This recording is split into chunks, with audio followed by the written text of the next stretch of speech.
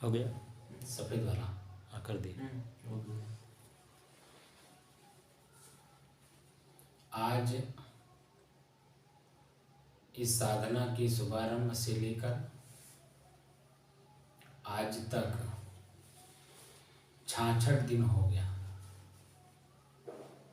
2 घंटा सुबह 2 घंटा शाम लगातार करते करते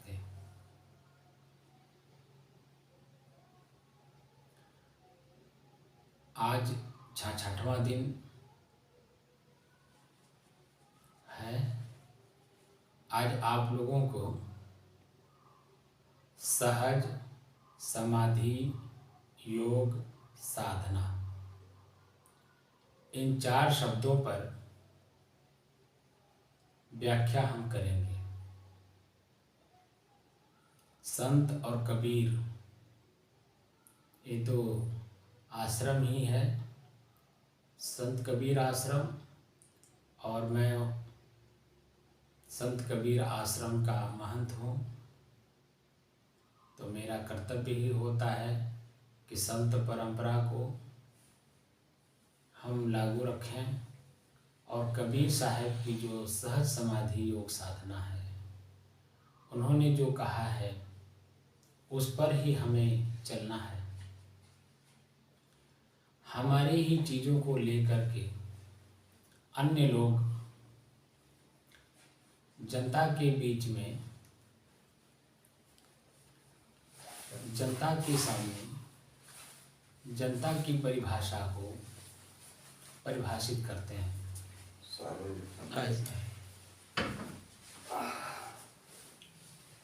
लेकिन जो वास्तविक संत कबीर की सहज समाधि है, पता नहीं उन्हें जानकारी है या नहीं है, है कितना है, पूर्णत्व की प्राप्ति है या नहीं, मुझे नहीं जानकारी और ना ही मैं जानना भी चाहता हूँ। लेकिन इतना धन्यवाद उन्हें मैं ज़रूर देना चाहता हूँ कि सदगुरु कबीर साहब को समाज के सामने प्रस्तुतिकरण का काम उन लोगों ने किया है। उनकी साधना का उन्होंने अपने जीवन में उतारा, जो भी उतार पाया हो, और उतार करके अपने आप को प्रसन्नचित प्रफुल्लित करने के बाद वह हमारे आपके बीच में भी उसको प्रचारित प्रसारित कर रहे हैं। वो धन्यवाद के पात्र हैं।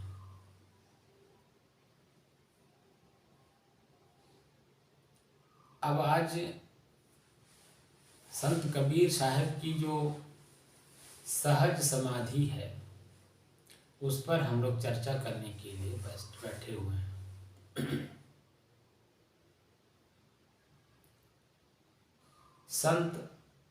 संत जिसका मन शांत हो गया हो, किससे शांत हो गया हो? वासना से। जिन्होंने अपनी वासना को अपने जीवन से, जैसे कांटा पैर में गड़ता है, निकाल कर फेंक दिया जाता है, तो फुदक फुदक कर चलने में, दौड़ कर चलने में आसानी होती है। सामान्य रूप से, तेज गति से और दौड़ने में आसानी होती है जब हमारे पैर में कांटा नहीं होता है। लेकिन जब पैर में कांटा होता है, जब से गड़ा, जब से निकला नहीं, तब तक वो हमें सामान्य रूप से तो चलने ही नहीं देता। तेज गति और दौड़ने में कहाँ वो सहयोग करेगा। हम अपना पैर पृथ्वी पर रख नहीं पाते हैं क्योंकि वो करकता है, दर्द करता है, और सिर्फ पैर में ही नहीं, वो मस्तिष्क तक करकता है और दर्द करता है, पीड़ा देता है। उसी तरह से हमारे अंदर में वासना का कांटा गड़ा हुआ है। वासना का कांटा जो पहले तो समझ लेगा कि कांटा गड़ा है, वही दर्द दे रहा है, वही पीड़ा दे रहा है, वही करक रहा है। जिसको ये बात समझ में आएगी वही तो निकालने का प्रयास करेगा। जिसको पता ही नहीं है कि मेरे पैर में कांटा भी गड़ा है, चलने में दिक्कत हो रही, परेशानी हो रही है, तो कांटा कैसे निकालेगा? ना अपने स्वतः उसका विचार होगा कांटा निकालने का, ना वो निकालने के लिए उद्यम करेगा, परिश्रम करेगा, और ना ही वो किसी दूसरे व्यक्ति से, किसी से कह करके वो निकलवा सकता है, क्योंकि वह अचेत है, उसको कुछ पता नहीं है। ऐसे ही हमारे जीवन में वासना का कांटा गड़ा हुआ है। जिसको समझ में आता है वही अपने जीवन से वासना रूपी कांटा को निकालने में कामयाब होता है, और जो कामयाब हो जाता है निकालने में और काफ़ी समय तक उसमें स्थिर रहता है और आगे भी सदैव स्थिर रहने में कामयाब हो जाता है, उसे ही संत कहा जाता है। संत की परिभाषा यही है, जो अपने मन से वासना रूपी कांटा को निकाल दिया हो, वर्तमान में जी रहा हो और दूसरों को भी प्रेरित करता हो कि भैया अपना कांटा आप निकाल लो, जिसके कारण आपको चुभन हो रही है, दर्द हो रहा है, करक रहा है, पीड़ा दे रहा है, उसको निकाल के क्यों नहीं फेंक देते हो? और वो सिर्फ वासना है।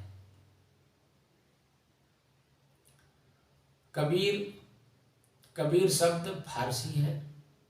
कबीर शब्द का अर्थ महान होता है। शब्द अपने आप में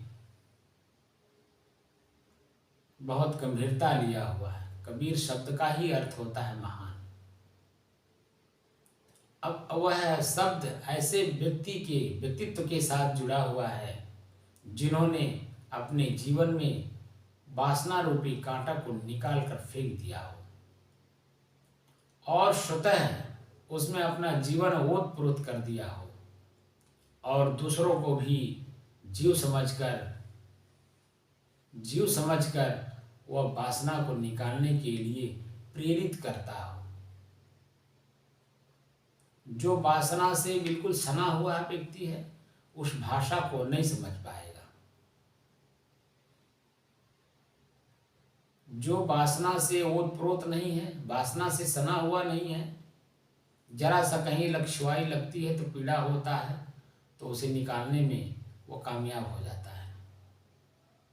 लेकिन जो उसी में ओतप्रोत हो, परंतु ओतप्रोत के अलावा भी और भी उसी में लिपटने की इच्छा रखता हो, वो इस परिभाषा को क्या समझेगा? वह जो समझेगा वही संत की परिभाषा को परिभाषित करेगा, वही महान होता है।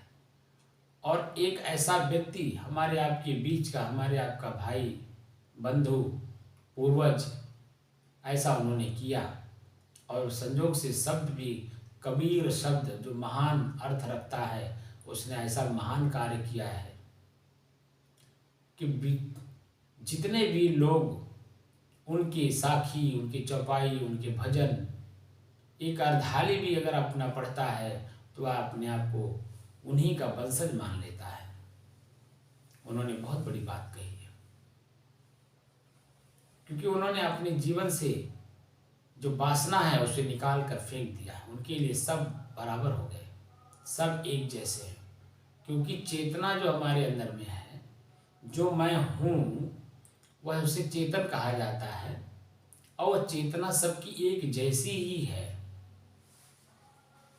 किसी की भी कम बेस नहीं है, एक जैसा ही है। इसलिए उन्होंने उस एक जैसे व्यक्तित्व को ही निखारने का काम किया है। शब्द ऐसा उन्होंने बोला, आधी साखी कबीर की, चार वेद का जीव। एक साखी का अर्धाली से भी अर्धाली, चौथाई शब्द पढ़ने से, आधी साखी कबीर की, चार वेद का जीव। जो वेदों में, उपनिषदों में, शास्त्रों में जिस जीव का, जिस चेतना का वर्णन है, उसी का वर्णन कबीर साहब आधी साखी में करते हैं। और हमको आपको जनाने की कोशिश करते हैं कि जानो उठो, जानो, देखो, समझो और करके अपने आप को अपने आप में समाहित कर लो, यानी तृप्त हो जाओ। जब तक हम समाहित नहीं होते हैं, यानी उसकी बराबर में अपने आप को ले जाकर खड़ा नहीं करते हैं, तब तक हम तृप्त होते नहीं हैं। और सहज में होना चाहिए। सहज का मतलब होता है सरल भाव में, उसमें ज़्यादा परिश्रम ना करना पड़े, पहाड़ न चढ़ना पड़े, पेड़ न चढ़ना पड़े, बल्कि जैसे हम हैं, जिस रूप में हैं, वहीं मुझे वो बात समझ में आ जाए और समझ करके हम उस तरह से कार्य कर दें और हमारा मन बिल्कुल शांत हो जाए। सहज का मतलब सरलता से है और सहजता कहीं भी किसी भी रूप में प्राप्त हो सकती है। जो व्यक्ति जिस जगह पर है, खेत में हल चला रहा है, रास्ता चल रहा है, बैठा है, सोया है, किसी भी परिस्थिति में सहजता में जो जिस वर्तमान में जो जिस स्थिति में हो, उसी स्थिति में उसे वो प्राप्त हो जाए, उसे ही सहज कहा जाता है।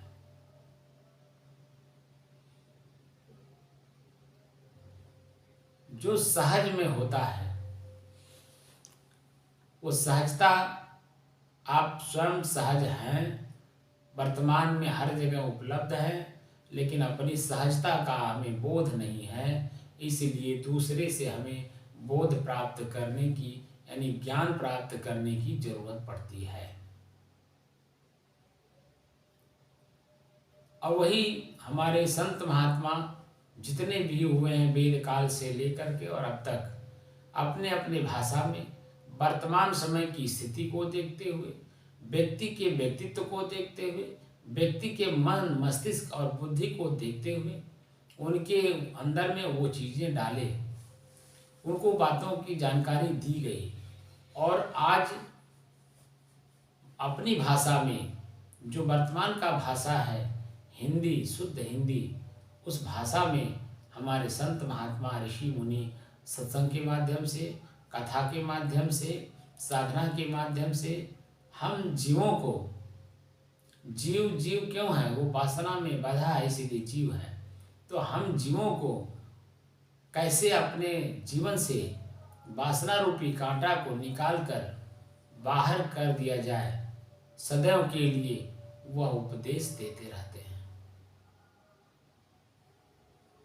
उपदेश, उप माने निकट होता है, देश माने बैठना होता है।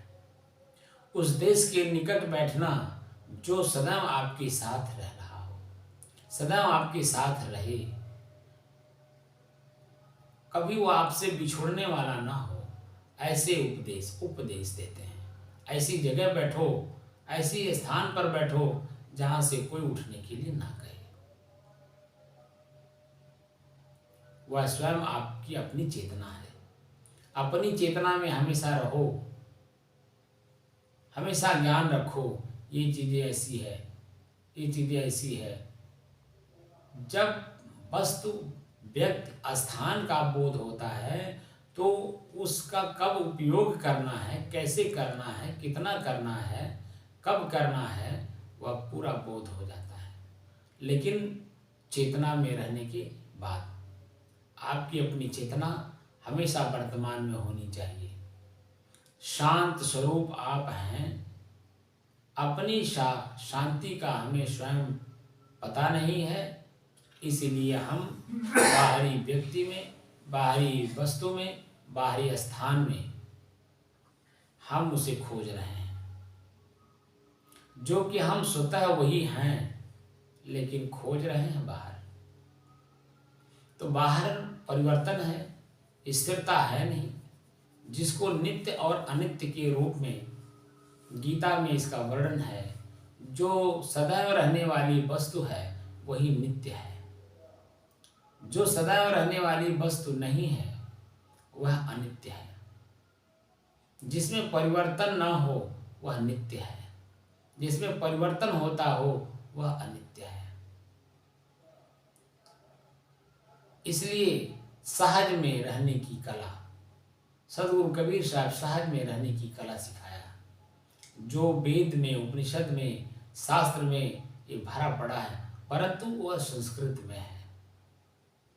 अब संस्कृत का जो भाषा परिभाषा है, जो संस्कृत का व्याकरण जानता होगा, शब्द कैसे बनता है, शब्द की व्युत्पत्ति कैसे होती है, कौन कौन से सूत्र लगते हैं, एक ही शब्द में कितने शब्द जुड़े रहते हैं, शब्द को अलग अलग करना, कहीं कहीं पे पूरे शब्द को न लेकर के बल्कि उसकी अर्धाली, उसका सांकेतिक भाव इस तरह से रखा हुआ है, हम समझ नहीं पाते हैं।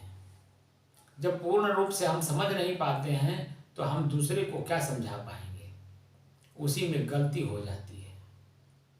लेकिन सदगुरु कबीर साहब की जो साखियां हैं हिंदी में है, शुद्ध हिंदी में है, और वह शुद्ध हिंदी आज की वर्तमान समय की भाषा परिभाषा है। हम एक दूसरे को हिंदी शब्द बोल करके समझाते हैं और दूसरे की हिंदी सुन करके हम समझते हैं। ये वर्तमान की स्थिति है। आने वाले समय में ये भाषा भी नहीं रह जाएगा, फिर कोई भाषा सांकेतिक आ जाएगी। जैसे अभी वर्तमान में बच्चे शॉर्टकट लिखना शुरू कर दिए। साहेब बंदगी लिखना हो, हमें भी मालूम नहीं था, साहेब बंदगी लिखना हो तो यस और बी लिख करके भेज देते हैं लोग। अब यस और बी में आप कुछ भी समझ लीजिए। लिखना है साहेब बंदगी, साहेब बंदगी अगर हम पूरा शब्द लिख दें तो क्लियर है साहेब बंदगी, लेकिन यस और बी लिख दिया जाए तो शॉर्टकट में है। अब स से कुछ भी अर्थ लगाया जा सकता है, बी से कुछ भी अर्थ लगाया जा सकता है। अब वहीं पे कंफ्यूजन होगी, संशय होगा, और संशयात्मा विनश्यति, आपका बुद्धि स्थिर होने के बजाय चंचल हो जाएगा। ये यस बी का क्या मतलब होता है? अगर वह व्यक्ति है तो उससे आप पूछ लेंगे तो स्पष्ट कह देगा हमने साहेब बंदगी लिखा, शॉर्टकट में लिखा। आपका मन मस्तिष्क चंचल ना होकर के स्थिर हो जाएगा। लेकिन वह व्यक्ति नहीं है तो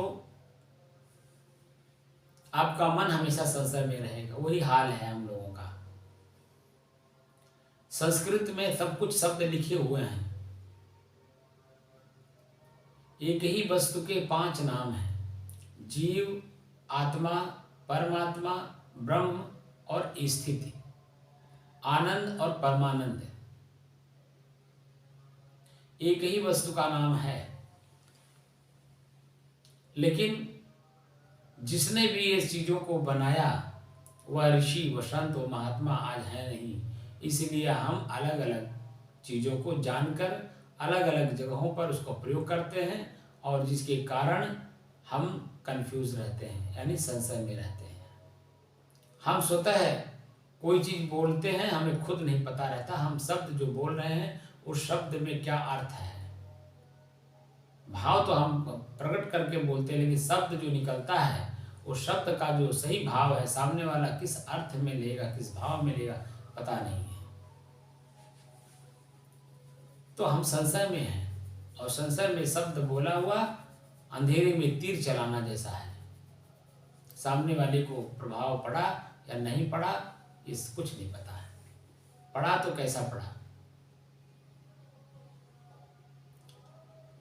सहज, बिल्कुल सहज में प्राप्त हो। जीव तब तक है जब तक वो वासना में बंधा है। वासना समझ में आई कि मैं दुखी क्यों हूं, मैं दुखी क्यों हूं, मैं शब्द आया दुखी क्यों हूं। ये बात समझ में आ गई कि वासना के कारण दुखी हूं। फिर आप आत्मा होते हैं, अपने आप को समझने के लिए कि मैं जो बोलने वाला हूं, मेरे और वस्तु में क्या अंतर है। सदैव नित्य रहने वाला वस्तु क्या है? सदैव रहने वाला यानी नित्य, वो मैं स्वयं हूं। मेरा शरीर भी मेरा है, मैं नहीं, ये अनित्य है। इसका एक समय सीमा है 100 साल। जीवेम सर्ध शतम। वेद कहता है 100 साल की जिंदगी मानकर हम जिए, और 100 साल की जिंदगी मान करके ही वेद काल से लेकर के आगे जो प्रगति हुई है अध्यात्म की, उसमें ब्रह्मचर्य, गृहस्थ, वानप्रस्थ और सन्यास 25-25 वर्ष का मान करके किया गया है। जीवेम सर्ध शतम की परिभाषा के अनुसार हम 100 साल जिए। 100 साल की जिंदगी कैसे जिए, पूरी परिभाषा उसमें दी गई है। 25 साल ब्रह्मचर्य है तो उसमें कैसे जीना है, 25 साल गृहस्थ जीवन में जीना है तो कैसे जीना है, 25 साल वानप्रस्थ में रहना है तो कैसे जीना है, 25 साल संन्यास धारण करना है तो कैसे संन्यास धारण करना है, इसकी पूरी व्याख्या यथास्थान दी गई है।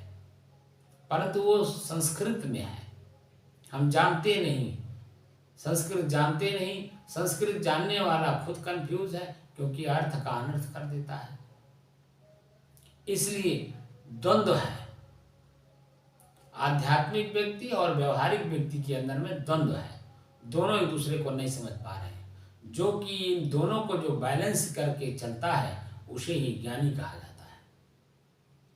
वास्तविकता तो यही है कि दोनों को बैलेंस करके चलने का नाम ही ज्ञान है। ज्ञान मतलब जानकारी। अब प्रज्ञा जो प्रैक्टिकल किया जाता है, वर्तमान में किया जाता है, तब हमारी समत्वम जो उच्चते, हमारा जो मन मस्तिष्क है वो क्षमता में स्थित होता है। तो जीव आत्मा जब अपनी दुख को समझकर उसे निकालने में आप कामयाब हो जाते हैं, प्रसन्नचित्त मन जब होता है, तब वही आत्मा होता है कि मेरा कांटा निकल गया, मेरा दुख मेरे जीवन से निकल गया, तब आत्मा होता है। मैंने स्वतः अपने आप को जान लेता। और जब निकल जाता है, निकल जाने के बाद स्थिरता उसमें आ जाती है, उसमें बार बार मन नहीं जाता है, तब परम आनंद, परम मन, श्रेष्ठ आनंद मनुष्य स्वयं की स्थिति, परम आनंद, खुशी, प्रसन्नता ये बनी रहती, बरकरार रहती है, उसे परम आनंद कहते। परम आनंद, परमात्मा, परम आत्मा, परम माने श्रेष्ठ, आत्मा माने आप स्वयं। अपनी चेतना में आप लौट गए, आपका जो दुख था, पीड़ा था, वो मिट गया और अपनी चेतना में वापस लौट गए। ब्रह्म, ब्रह्म बड़ा को कहते हैं। जब ये दो चीजें, तीन चीजें प्राप्त हो जाती हैं, तब अपने बड़प्पन का ज्ञान होता है। यार मैं तो सब कुछ जानने वाला, समझने वाला, देखने वाला, चखने वाला, मैं स्वतः सबसे बड़ा, मेरे अलावा कुछ है ही नहीं। मैं सो गया, मेरी चेतना सो गई, यहाँ क्या हो रहा है कुछ पता नहीं। मैं जागृत हूँ, मैं अपने कान के माध्यम से जो शब्द बोला जा रहा है उसे सुन रहा हूँ, और सुन करके उसमें आत्ममंथन, आत्मचिंतन कर रहा हूँ। तो ये ब्रह्म स्वयं बड़ा मैं हूँ। स्वतः की बड़प्पन का ज्ञान न होने के कारण ब्रह्म को हम बाहर खोज रहे हैं। स्थिति शब्द हमने कहा था, स्थिति, स्थिति का मतलब जब ब्रह्म की जानकारी हो जाती है, अपनी स्थिति, शांत स्वरूप, शांति की स्थिति का ज्ञान हो जाता है कि मैं स्वतः सारी चीजों का मुख्यता स्वतः हूं, उस बात की पूर्ण जब जानकारी हो जाती है, स्थिति हो जाती है और वह स्थिर हो जाता है, तब उसे स्थिति कहा जाता है। आनंद, आपका शरीर प्रफुल्लित है, प्रसन्नचित है। शरीर प्रफुल्लित प्रसन्नचित कैसे होता है? शरीर प्रफुल्लित प्रसन्नचित तब होता है जब आपके मन में किसी प्रकार का पीड़ा नहीं होता है, मन शांत होता है। तो आपका जो ब्लड सर्कुलेशन है वह पूरे नस नाड़ियों में पहुंच रहा है, वहां गुदगुदी पैदा कर रहा है। गुदगुदी को ही प्रसन्नता कहा जाता है। आपका पूरा शरीर रोमांचित, प्रफुल्लित, प्रसन्नचित है। आनंद हो गया, परम आनंद, एकदम उसी में स्थिति बनी रहे, जिसको समाधि कहा जाता है। एकदम समाधि, वहां कोई वाणी नहीं होगी, कोई चिंतन नहीं होगा, बिल्कुल, उपनिषद कहता है निद्रा अवस्था जागृत अवस्था में प्राप्त कर लेना, ये आपका परम कर्तव्य है, वही आप हैं। परंतु निद्रा अवस्था अचेती अवस्था है और आपको जागृत अवस्था में जानकारी में स्वतः में एकदम विलीन हो जाना है। इसी को साधना कहते हैं। सहज समाधि, समाधि का मतलब सम धन आदि। सम माने बराबर, आदि माने सुख और दुख। व्यवहार बरतते समय, व्यवहार करते समय, किसी से लेन देन करते समय, कहीं जाते या आते हुए आपके मन पर कोई बुरा असर ना पड़े, ये समाधि है। हमेशा सतर्क और सावधान रहिए। जो आंख से मैं दृश्य देख रहा हूँ उसमें जो भाव परिवर्तन हो रहा है वह मेरे से अलग है, वह अनित्य में नित्य का भान करा करके हमें उसमें फंसाना चाहता है, दुख देना चाहता है। तो हम सतर्क और सावधान रहें, ये समाधि है। व्यवहार करते समय आपकी चेतना जागृत रहनी चाहिए कि ये सब अनित्य हैं। वर्तमान में मुझसे मिले जरूर हैं, लेकिन ये भी बिछुड़ेंगे भी। एक सुखदायी जो हमें अनुभव करा रहे हैं ये अभी कष्ट में बदल जाएंगे। इस बात का जानकारी 24 घंटा रखना, ये समाधिस्थ होना है। समाधि शब्द का अर्थ ही होता है सम माने बराबर, आदि माने सुख और दुख, हानि और लाभ, मिलन और वियोग। इन दोनों से परे अपनी स्थिति में हमेशा बरकरार रखना समाधिस्थ होना है। जो समाधि शब्द का प्रयोग अपने जीवन में कर लेता है वही समाधिस्थ होता है, उसे संत कहा जाता है। संत ही कोई भी व्यक्ति जब इस स्थिति में आता है तब वो अपने आप में संत है। उसका शरीर कहाँ है इससे कोई मतलब नहीं, लेकिन उसका भाव कहाँ है ये मतलब है। शरीर के ऊपर कपड़े कैसे भी हो, काला हो, सफ़ेद हो, लाल हो, नीला हो, पीला हो, जैसा भी हो, उससे कुछ है, क्योंकि शरीर को ढकने का काम है। समाज में रहने के लिए नंगे नहीं चल सकते, क्योंकि चेतना में है। तो चेतना में जब आदमी रहता है तो शरीर को ढक करके रखता है। चेतना विहीन हो गया तो शरीर हमारा कैसा है, जैसे आप कभी कभी खुद चिंता में जब आप डूब जाते हैं, स्त्री हो या पुरुष, उनको अपने खुद का ज्ञान नहीं रहता। मैं कहाँ बैठा हूँ, कैसे बैठा हूँ, किस रूप में बैठा हूँ, मेरे शरीर पे कपड़े कहाँ पर हैं, कैसे हैं, किस रूप में हैं, कुछ पता नहीं चलता। वो तो सामने वाला जब देखता है तब उनके भाप करके कहता है, कहा भैया इतना चिंता में न डूब जा कि अपने शरीर का भी ज्ञान न रहे। सामने वाला कहता है, तब उसको चेतना आती है तो कहता है भैया कुछ हुआ क्या, हाँ जरा सर अपना ढक लीजिए।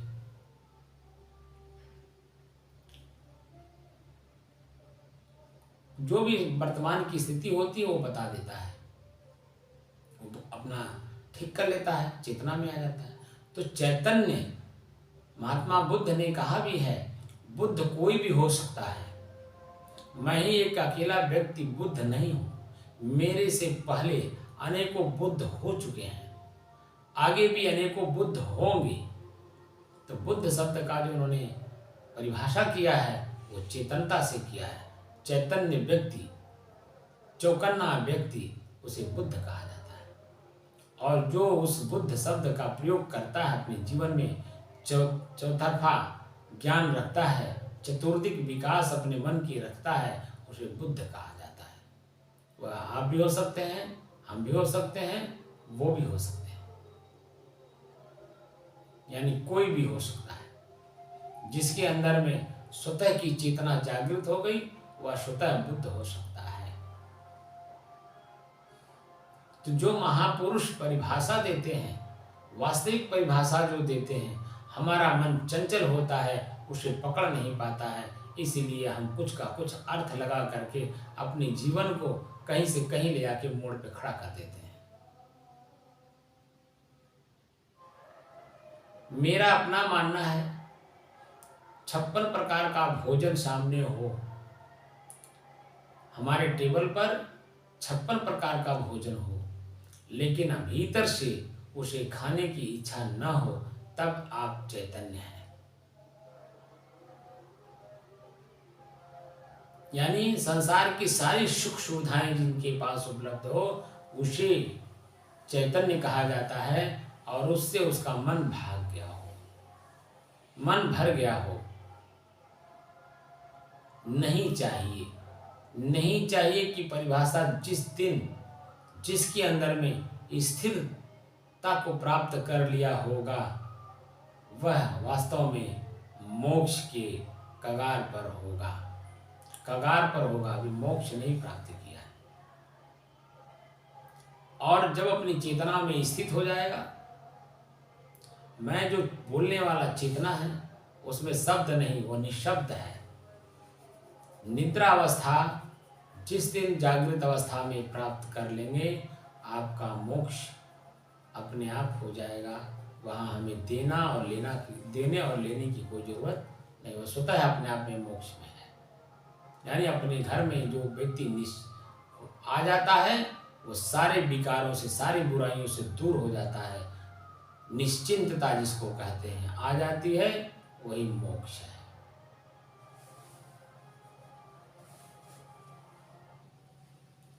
तो सहज संत कबीर सहज समाधि योग साधना, योग शब्द का अर्थ जो दिया गया है, शब्दकोश के हिसाब से योग शब्द का अर्थ जोड़ना और तोड़ना दोनों होता है। मन की गति को कहाँ से तोड़कर और कहाँ जोड़ना है, यही कला योग सिखाता है। तो कैसे तोड़ना है, आगे इसकी परिभाषा दी गई, योगश्चित्त वृत्त निरोध है। योग चित्त में जो वृत्त बनी हुई है, उसकी निराई करने का कला योग है। चित्त में वृत्त, चित्त यानी आप स्वतः चेतना, उसमें आपने मैं मेरा मान करके वृत्त बना लिया। मैं मेरेपन के जो भाव है, उसे निकालने का जो भाव है, क्रिया है, उसमें कला है। वह कला का जो प्रयोग करता है, वह योगी होता है। यानी अपने मन को कहीं भी आसक्त नहीं करता है कि इसके बिना मेरा नहीं चलने वाला है, इसके बिना मेरा चलने वाला नहीं है, उसे ही आसक्ति कहा जाता है। वह व्यक्ति आसक्त है और वही पीड़ा दुख का कारण बनेगा या होता है, क्योंकि उसमें तो परिवर्तन है। वह सृष्टि का नियम है, पंच प्रकृति अपने क्रिया में चलती है, तो उसमें परिवर्तन होगा ही। और परिवर्तन वाली चीज को स्थिर करना चाहते हैं, तो उसमें पीड़ा होगा ही, दुख होगा ही। इसीलिए सदगुरु कबीर साहब यहाँ पर कहते हैं, जो उगे सो अथवै। सूरज उगता है, धीरे धीरे धीरे धीरे ऊपर चढ़ता है, फिर धीरे धीरे ऊपर चढ़ करके नीचे खसकता है। तो जो उगे सो अथवै, अस्त होता है, शाम को शाम हो जाता है। जो उगे सो अथवै, फूल है सो कुम्हलाए। जो फूल फूलता है उसमें कुम्हलापन भी आता है, कुम्हलाता भी है। जो चूने सो ढाई पर, जिस मकान को आप बड़ा परिश्रम करके, बड़ा मेहनत करके, कर्ज कुआम ले करके बनाते हैं, जो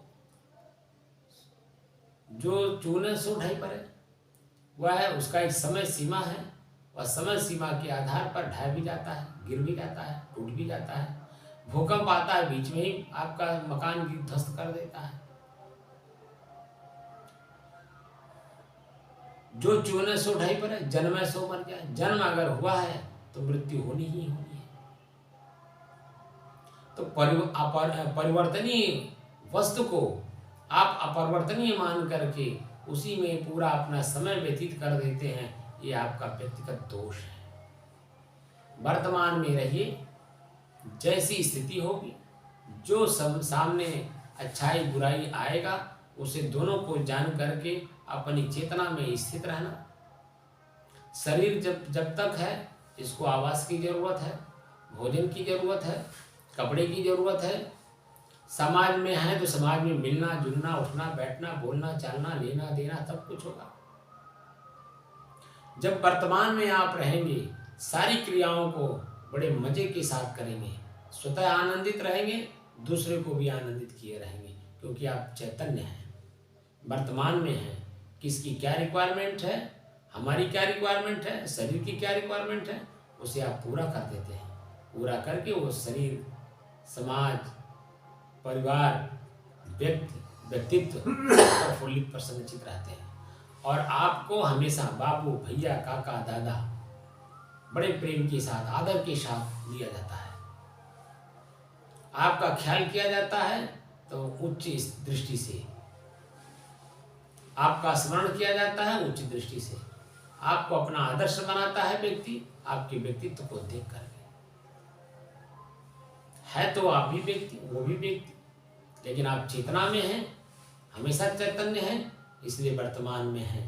जैसा वर्तमान का समय परिस्थिति आती है, उस समय परिस्थिति को आप सुलझा लेते हैं, सुलझा करके स्वयं प्रसन्नचित्त अपनी प्रसन्नता को बरकरार रखते हैं और सामने वाले को भी आप प्रसन्नचित्त कर देते हैं। इसीलिए आप आदर्श के पात्र हैं।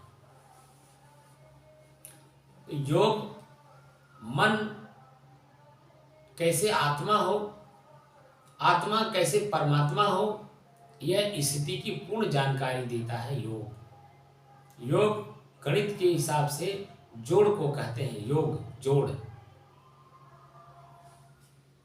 जुड़ना। किससे जुड़ना? अपने आप से। किसी व्यक्ति, स्थान, वस्तु, स्थिति, परिस्थिति से नहीं जुड़ना है, बल्कि अपने आप से जुड़ना योग कहलाता है।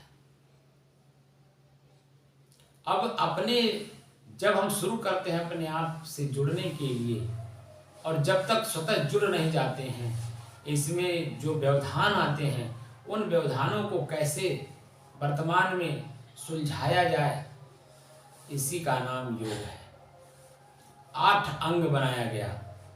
महर्षि पतंजलि का जो बनाया हुआ, लिखा हुआ योग शास्त्र है, उसमें 8 अंग दिया हुआ है। तो पहला अंग यम। यम मतलब लक्ष्य। महर्षि पतंजलि का अपना लक्ष्य समाधि में प्रवेश करना, समाधिस्थ होना। तो जब शुरू किया उन्होंने समाधि में जाने के लिए साधना शुरू किया, तो उसमें जो व्यवधान आए, उस व्यवधान को दूर करने के लिए उन्होंने नियम बना लिया। इस काम को इस समय में करना है और पक्का करना है, चाहे वो पहाड़ टूट के गिर पड़े मेरे ऊपर, लेकिन मुझे इस काम को करना है तो करना है इसी समय में। उसे कहते हैं नियम।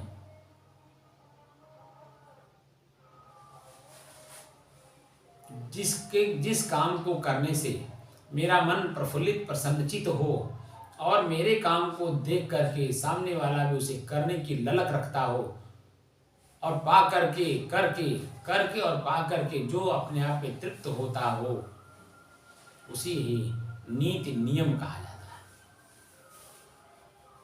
सरकार नीति बनाती है, यानी नियम बनाती है, समाज को स्थिर रखने के लिए, शांतमय बनाए रखने के लिए नीति नियम बनाती है। और वह नीति नियम समय समय के साथ परिवर्तन होता रहता है, क्योंकि सृष्टि का नियम है।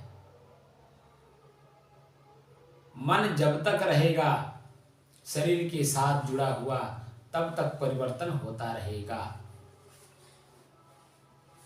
क्योंकि मन भी प्रकृति का है।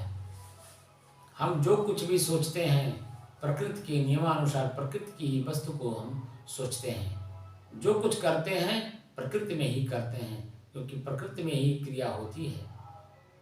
पुरुष में क्रिया है ही नहीं, जड़ में परिवर्तन है, जड़ में क्रिया है। जड़ पंच प्रकृति हैं, आप पंच प्रकृति से परे चेतन हैं। इन सब को जानने वाला, जानकर इसका उपभोग करने वाला, आप स्वतः अपनी चेतना का बोध करना है। अपनी चेतना का बोध जिस दिन हो जाएगा, इसमें स्थिरता हो जाएगी, आपका जीवन धन्य हो जाएगा। आप स्वतः अपने आप में धन्य हो जाएंगे। जो अपने आप को प्राप्त कर लेता है, अपने आप की प्राप्ति में अपने आप में स्वतः जागृत होकर के, स्थिर होकर के चलता रहता है, उसे स्वामी कहा जाता है। स्वामी यानी मालिक कहा जाता है। हरिद्वार में आप जाइए, संतों के नाम के आगे स्वामी लगाया जाता है। स्वामी परमानंद, स्वामी सदानंद, ऐसे नाम रखे जाते हैं। स्वामी यानी मालिक। किसके मालिक? सदा आनंद। जो सदा सदैव रहने वाली वस्तु है, आनंद की वस्तु है, वह स्वतः आप स्वयं हैं, स्वतः मालिक हैं। अपनी मालिकत्व का ज्ञान स्वतः हो जाता है, परम आनंद की स्थिति रहती है, हमेशा मगन रहते हैं, उसे ही सदानंद और परम आनंद कहा जाता है। परम माने श्रेष्ठ, आनंद माने स्वतः आनंद की अनुभूति में जुटा हुआ रहता है।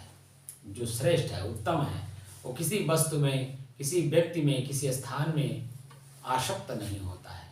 जैसी आवश्यकता होती है उसका उपयोग करता है, लेकिन आसक्त नहीं होता है। जहाँ आसक्ति नहीं होती है वहाँ दुख और पीड़ा नहीं होता है। इस साधना का हमने यही श्रेय बनाया है कि आप स्वतः अपने आप की जागृति प्राप्त करिए। आज के 2 महीना पहले जब हमने इस साधना को शुरू किया, तो मैं बहुत बड़े बड़े लोगों से पूछा, कहा भाई आइए साधना करिए, मन कैसे शांत होता है। तो लोगों ने अपनी बुद्धि के अनुसार मेरे से प्रश्न पूछा कि इस आपकी साधना को हम कितने दिन में आप सिखा देते हैं, आप कितने दिन में सिखाते हैं। मैंने कहा भाई आप, ये तो आपके ऊपर निर्भर करता है। आप जितने दिन में सीख लेंगे, जान लेंगे, अपनी स्थिरता को प्राप्त कर लेंगे, अपनी चेतना का बोध आपको हो जाए, ये तो आपके ऊपर निर्भर करता है। मेरी बात को तो उन्होंने समझा नहीं। जो अन्य लोग सिखाते हैं कि मैं अभी एक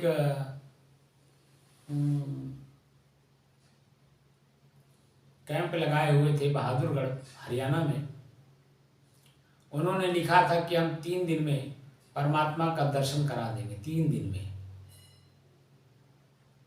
अब शायद परमात्मा का परिभाषा वो जानते हैं कि नहीं, मुझे नहीं मालूम।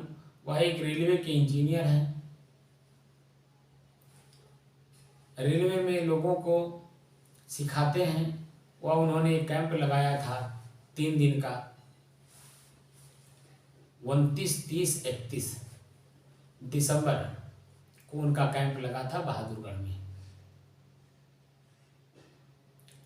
उस कैंप में 3 दिन में वो दर्शन करा देते हैं। तो उसी तरह से मेरे से भी पूछा गया कि कितने दिन में आप साधना सिखा देंगे। तो भाई वो 3 दिन में सिखा देते हैं, आप सीख लीजिए।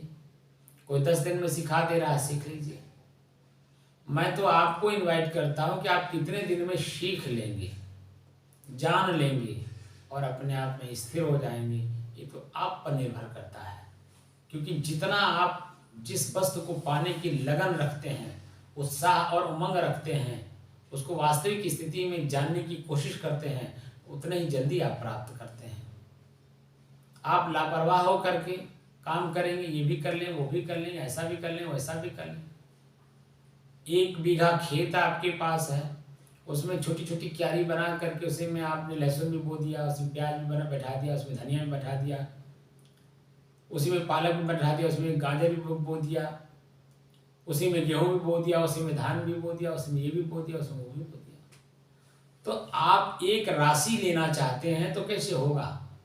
1 बीघा खेत में 20-25 आपने क्यारी बना रखी है, तो जो क्यारी जो एक समय सीमा बांध दिया आपने, तो सीमा के अंदर में जितना आप बीज डाले होंगे, उसी बीज के अनुसार ही तो आपको उससे प्राप्त होगा, उसका लाभ। और पूरे बीघे में, एक बीघे के अंदर में एक ही वस्तु, एक ही बीज अगर डाली जाए तो उसकी जो राशि होगी और जो छोटी छोटी क्यारी में जो राशि होगी, वो दोनों की राशि अलग अलग होगी। आपका चित्त एक खेत है, इसमें आपने अनेकों प्रकार की क्यारियां बना रखी हैं। तो जब अनेकों प्रकार की क्यारियां बना रखी हैं तो समय समय से उसमें जो उपज होगा वो कौन लेगा? आप ही को तो मिलेगा। इसलिए एक खेत बनाइए। वास्तव में अगर दुख से आप अपने को बचाना चाहते हैं, पीड़ा से अपने आप को बचाना चाहते हैं, दुख से अपने आप को बरी करना चाहते हैं, तो निश्चित तौर पे आपको पूरे खेत को, जितनी क्यारियां बनाई है आपने, सबको ध्वस्त करना पड़ेगा। एक क्यारी बनाइए, एक बीघे में एक क्यारी बनाइए और उसमें आप उपज लीजिए, तो आपकी उपज ढेरी होगी, राशि ज़्यादा होगी। उससे आप अन्य चीज़ें भी खरीद करके समय समय से जिसकी जो ज़रूरत है, उस एक राशि से आप समय समय से अनेकों चीज़ों को भी प्राप्त करके अपने जीवन में धारण कर सकते हैं, प्रयोग कर सकते हैं। लेकिन अनेकों चीज़ों को प्राप्त करके एक राशि नहीं प्राप्त कर सकते।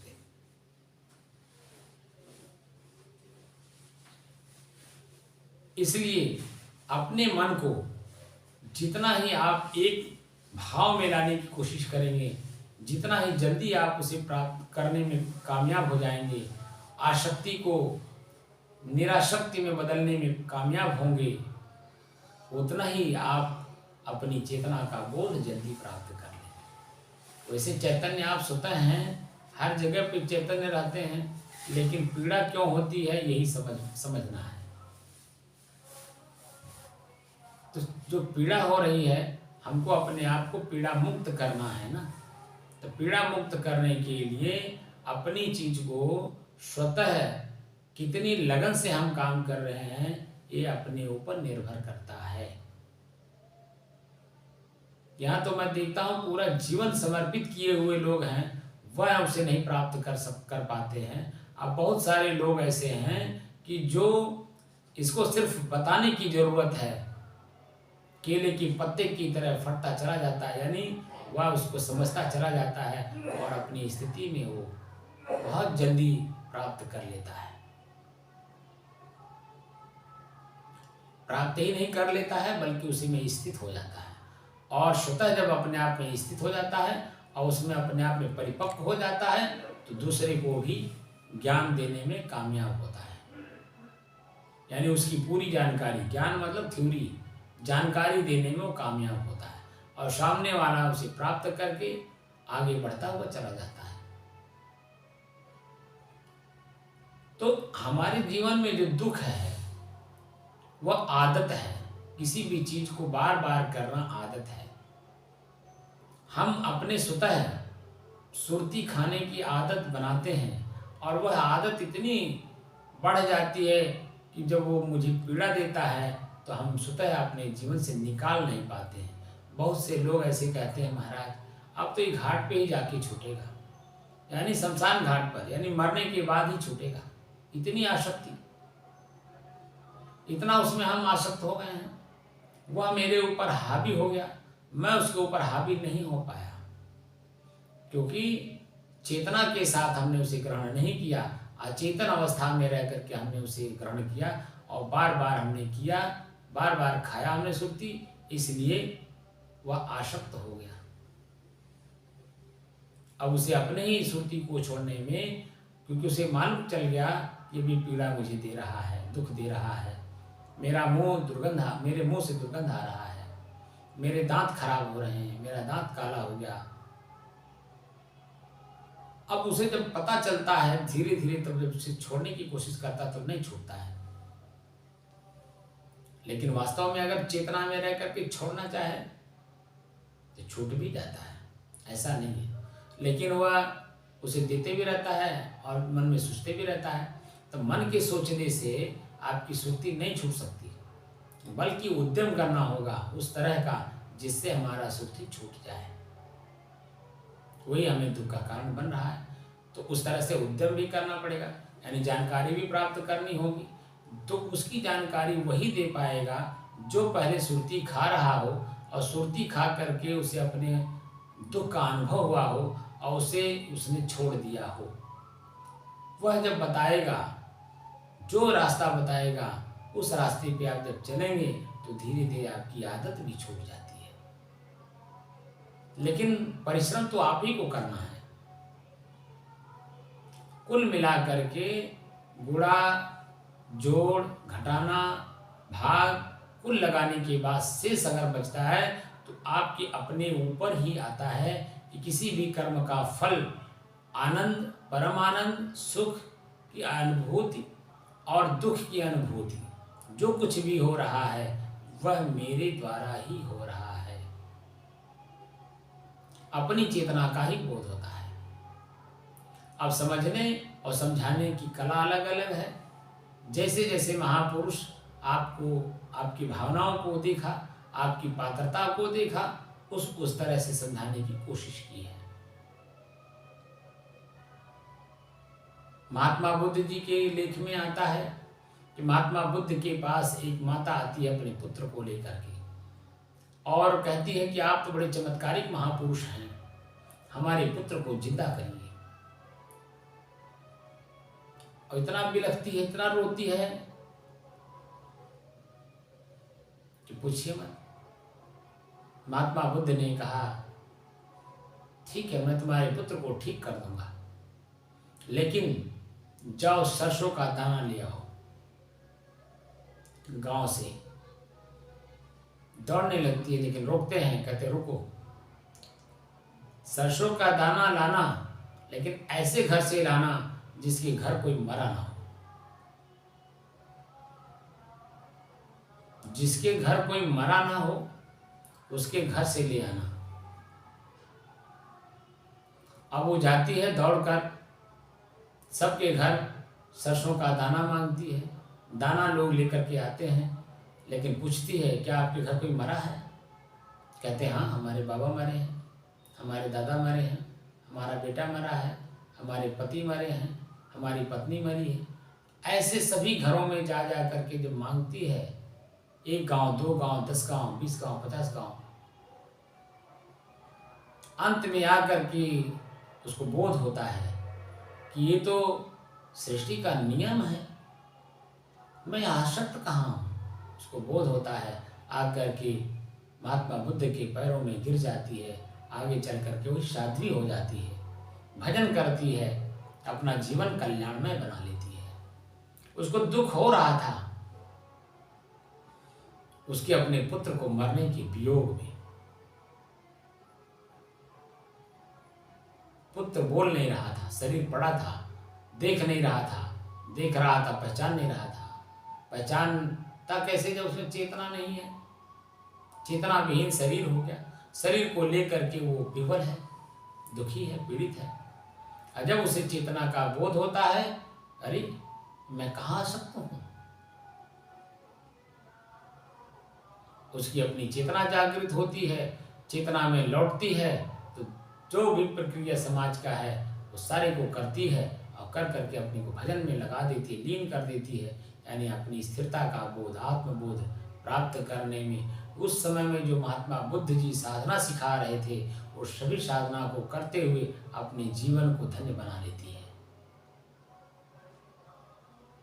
तो समय समय से महापुरुष जो जिस व्यक्ति में जिस प्रकार की आसक्ति होती है, उस आसक्ति को त्याग कराने में वो ऐसे युक्ति बुद्धि लगा करके उसके मन के अंदर में जो पीड़ा है, दुख है, दर्द है, उसे निकालने में, निकलवाने में कामयाब होते हैं। उसी व्यक्ति का इतिहास बनता है जिसने अपने मन के अंदर में जो मूल जड़ है वो वासना ही है। वासना हमारे जीवन से कैसे निकल जाए, इसका जो उद्यम करता है, परिश्रम करता है, इस विषय में अपने आप को कामयाब करता है, वही धन्य होता है। अंगुलीमाल, वाल्मीकि, तुलसीदास, ऐसे कितने उदाहरण हैं। बहुत सारे लोग जिनका इतिहास नहीं है, जिनको लोग जानते नहीं हैं, गुमनाम हैं, ऐसे अनेकों लोग हैं। जिन्होंने अपने आप का अपना जीवन धन्य किया हो। वर्तमान में ऐसे गुमनाम लोग हैं जो लोग उनको नहीं जानते हैं, लेकिन वो अपने वासना को निकालने में दिन रात मेहनत कर रहे हैं, परिश्रम कर रहे हैं, उसी में लगे हुए हैं। ऐसे भी आज भी लोग हैं और आगे भी लोग रहेंगे, ऐसा नहीं रहेंगे। लेकिन यह है जानने और जनाने दोनों में जब एक रूपता आ जाती है तभी वह वास्तविक स्थिति तक पहुंचता है। मनमानी करने से कोई व्रत में, कोई उपवास में, कोई किसी में, कोई किसी में मोक्ष तो चाहता है, दुख से छुटकारा चाहता है, लेकिन मनमानी करके, मनमानी लोगों के साथ बैठ करके, तो मन तो चंचल है, क्षण में कुछ, क्षण में कुछ, क्षण में कुछ, तो उससे तो बात बनती नहीं। इसीलिए जो वास्तविक रास्ता चलता है, वास्तविक राही है, उस रास्ते को जो जान रहा है, समझ रहा है, मंजिल पर पहुंच गया है, उसके पास जब हमारा मिलन होता है और वह जब रास्ता सही बताता है और हम चलने की कोशिश करते हैं, तो निश्चित तौर पे हम समय से ही मंजिल पर पहुंच जाते हैं। यानी शरीर में चेतना रहते रहते हम अपनी मंजिल को, अपनी चेतना को समझ लेते हैं, जान लेते हैं और उसमें स्थित हो जाते हैं। अपनी स्थिति ही मोक्ष की स्थिति है। सदैव दुख से पीड़ा मुक्त हो जाना, अपने आप को मुक्त कर लेना दुखों से, पीड़ाओं से, यही वास्तविक स्थिति है। इसी को जो साधता है, जो उस लक्ष्य को लेकर के चलता है और सतर्कता और सावधानी बरत करके चलता है, उसे ही साधना कहा जाता है। मन को साधना, मन को वर्तमान में रखना, मन को भूत और भविष्य से परे रख करके वर्तमान में रहने की कला सीखना, उसे ही साधक कहा जाता है। वही साधना का प्रयोग करता है। जो साधना का प्रयोग करता है, यानी साधन का जो उपयोग करता है, वह साधक होता है। और वही साधक आगे साधना करते करते अपने आप में मस्त हो जाता है, तृप्त हो जाता है और अपने दुखों से अपने आप को बरी कर लेता है, मुक्त कर लेता है। ये जो साधना हम सिखा रहे हैं, हमें इस साधना का उपयोग करते करते अपने ही जीवन का जो दुख है, पीड़ा है, कहाँ है, कैसा है, किस रूप में है, वह उससे आपको अपने आप कामयाबी लानी है, उससे अपने आप को मुक्त कर लेंगे। यानी आसक्ति न समझ करके, बल्कि उसको साधन समझ करके काम करना है। घर में रहना है, परिवार में रहना है, समाज में रहना है, घर में रहना है, शरीर पे कपड़ा रखना है, भोजन लेना है, लेकिन कैसे लेना है, कितना लेना है, कब लेना है, क्या लेना है, नहीं लेना है, इस बात की पूरी जानकारी रखना है। आँख से देखना है तो कितना देखना है, कान से सुनना है तो कितना सुनना है, मुंह में दो चीजें हैं, आवाज, शब्द भी है और स्वाद भी है जीभ का। तो स्वाद जीभ का है, तो स्वादिष्ट भोजन लेना है तो कितना लेना है, कब लेना है, कैसे लेना है। मुंह से शब्द निकालना है तो तौल के निकालना है, कब बोलना है, कैसे बोलना है, कितना बोलना है। हाथ अपना है तो हाथ का प्रयोग कब करना है, किस रूप में करना है, कहाँ करना है, कैसे करना है। पैर हमारा है, पैर का उपयोग कब करना है, कैसे करना है, कितना करना है।